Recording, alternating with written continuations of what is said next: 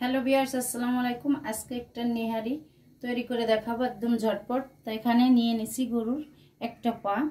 তো পাটাকে ভালো করে গরম পানি দিয়ে ধুয়ে পরিষ্কার করে নিছি। দিয়ে দেবো ওর মধ্যে 1 চিমটি লবণ, দিয়ে দিছি তেজপাতা, দারচিনি, এলাচ,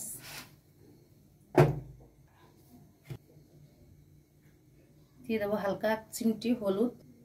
আর এখানে নিয়ে নিছি পেঁয়াজ, রসুন, আদা, জিরে, সব মশলাগুলো নিয়ে নিছি একসাথে। এটাকে পেস্ট করে কিছুটা দিয়ে দেবো, কিছুটা তেলে দেবো।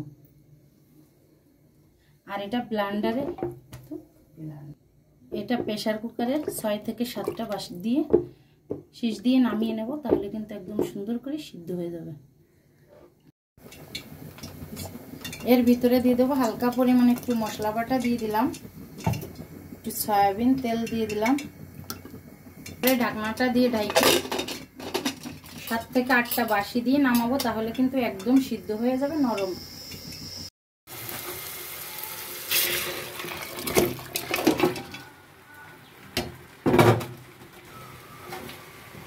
এটাকে রান্না করে নিলাম, মাত্র সময় লাগলো আমার এখানে 8 থেকে 10 মিনিট।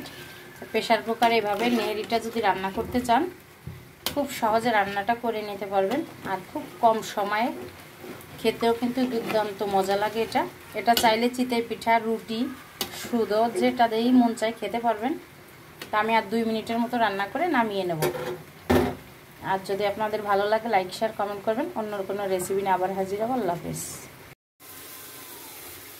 নিহারিটা এখানে 7 থেকে 8 মিনিট সিদ্ধ করে নিছি। এটা সুন্দর করে সিদ্ধ হয়ে গেছে।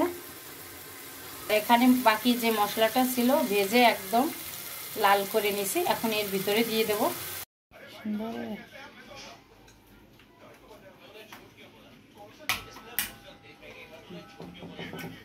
ছবিতে লাগাই।